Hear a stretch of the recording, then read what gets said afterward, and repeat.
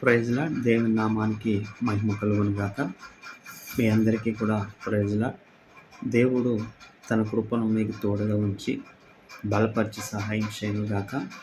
పౌలు కొరింథీయులకు రాసిన మొదటి పత్రికలో 15వ అధ్యాయంలో 10వ వచనంలో ఈ చక్కటి మాట వివరిస్తూ ఉన్నారు. నేను ఏమై ఉన్నానో అది దేవుని కృప వలనే అయి ఉన్నాను, మరియు నాకు అనుగ్రహింపబడిన ఆయన కృప నిష్ఫలము కాలేదు.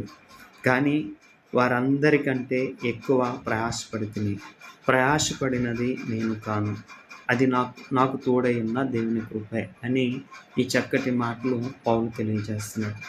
పౌలు లోకంలో ఉన్నాడు, పాపంలో ఉన్నాడు, సౌలుగా జీవిస్తూ ఉన్నాడు. తన పైకి దేవుని కృప వెళ్ళింది. ఆ కృప ద్వారా ఈరోజు అనేక అన్యజనులకు రక్షణ సువార్తను ప్రకటించడానికి పౌలును దేవుడు వాడుకున్నాడు.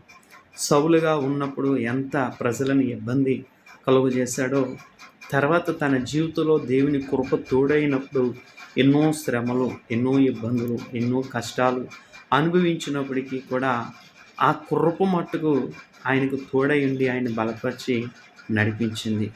అటువంటి కృప మీ కుటుంబాలకు తోడై ఉండాలంటే, అటువంటి కృప మీ మీద ఉండాలంటే నోహు వలె దేవుని దృష్టికి కృప పొందిన వాడిగా ఉండాలి.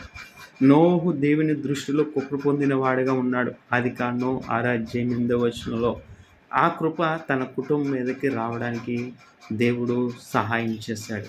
అటువంటి కృప మీ కుటుంబంలో ఉండాలని మీరు వేడుకోవలసిన వారంగా ఉండాలి. రెండవదిగా మనం చూసినట్లయితే దేవుని కృప అన్న మీదకి వచ్చింది. దుఃఖంతో ఉన్న అన్న, మనోవేదనతో ఉన్న అన్న, గర్భఫలము లేని అన్న.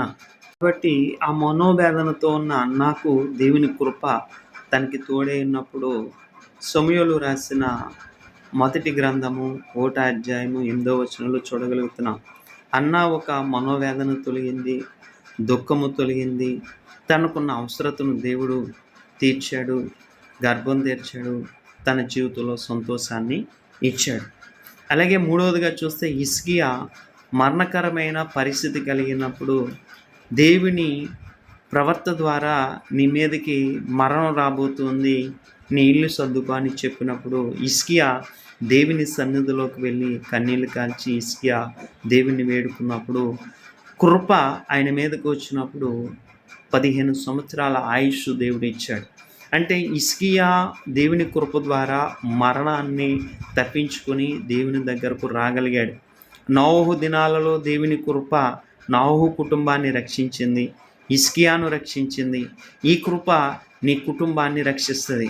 దావీదుకు తోడై ఉన్న కృప తన కుమారునికి తోడై ఉన్నదంట. అందుకని నేనేమై ఉన్నానో అది దేవుని కృప వల్లనే అని పౌలు మాట్లాడుతున్నాడు.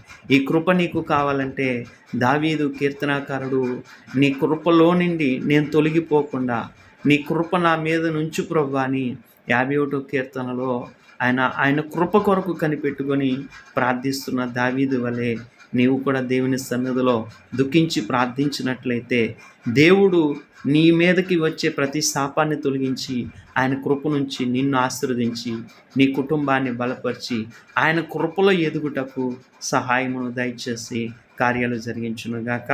అటువంటి కృప దేవుడు మీకు తోడయించునుగాక. ఆమేన్. దేవుడు మిమ్మల్ని దీవించి అభివృద్ధిపరిచి సహాయం చేయనుగాక. దేవుని కృప ఎల్లప్పుడూ మీకు తోడై ఉన్నప్పుడు